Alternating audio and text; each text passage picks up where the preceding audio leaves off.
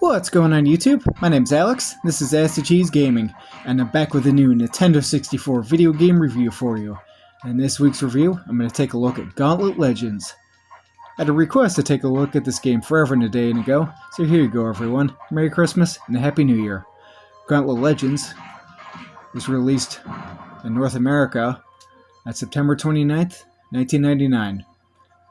It is actually an arcade port of the Gauntlet game, which appeared in 1998 in October. Later on, this game would also receive ports to the Sega Dreamcast as well as PlayStation 1.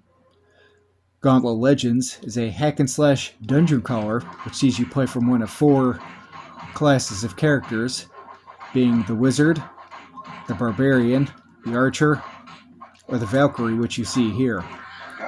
The object being roam across four different worlds of the underworld in order to collect special rune stones so that you can stop the evil dragon Scorn, who has been freed. Your help has been enlisted by an ancient mage, and now it's up to you to collect all these rune stones and save the world. Now let me just say right out of the gate, if you enjoy hack and slash dungeon crawlers, and this game is right up your alley. You will absolutely love it. One of the high perks of this game was actually the fact that it's also 4-player co-op, which was a huge thing back in the original arcade era. But how does this game, or this port rather, fare in comparison to its arcade counterpart? Let me just say, overall, they did an absolutely fantastic job keeping this one faithful to the arcade. All the controls, which I'll touch on now, are quick, responsive, with you having a bevy of attacks as you level up and gain new experience. Each character and their own special abilities feel unique to that specific class. You never really feel like, lacking no matter which class you choose. Quick little interlude real fast. For the sake of this review, I'm trying to remain somewhat spoiler-free, but I will say that if you enjoy games with kind of a Dungeons and Dragons type flavor, or that type of style of storytelling, I think you will absolutely enjoy this game's overall story and the way that it's told. Or if you've played the original arcade game and you kind of have an idea of the way the story is told in this game, and you remember it, then you'll definitely enjoy this one as well. Now, on with the rest of the review. Now, for any mega fanboys of this game that are out there for the original arcade port, the next thing I'm about to say might upset some of you. But if I have one major gripe with this game, it's the fact that certain, backgrounds and details in some of the sprite work just feel a little bit lacking. I don't know if maybe it was a little bit of a limitation of some of the hardware, or if it was just, from this era.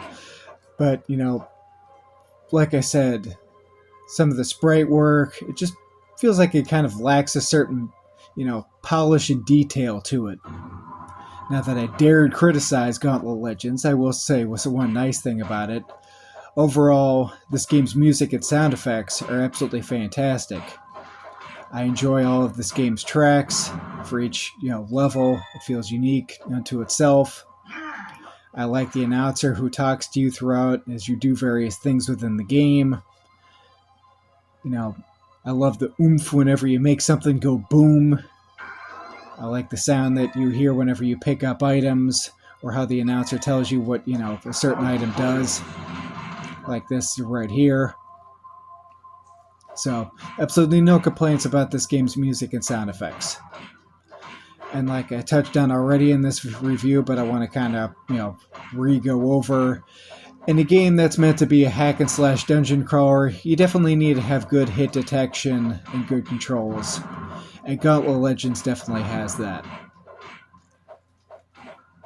Now, to close out this review, if you enjoy hack-and-slash arcade-style dungeon crawlers, then let me just say, Gauntlet Legends is one of the best ones that I've ever played, and possibly even one of the best ones on the Nintendo 64.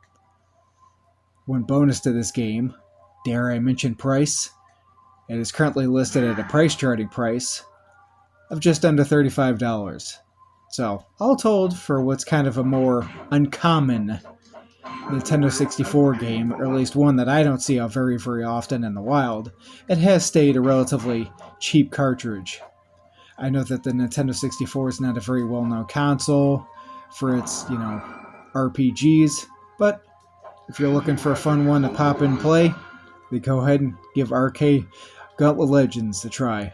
Or, if you're feeling really rambunctious, perhaps even try to play the original arcade port any way you can.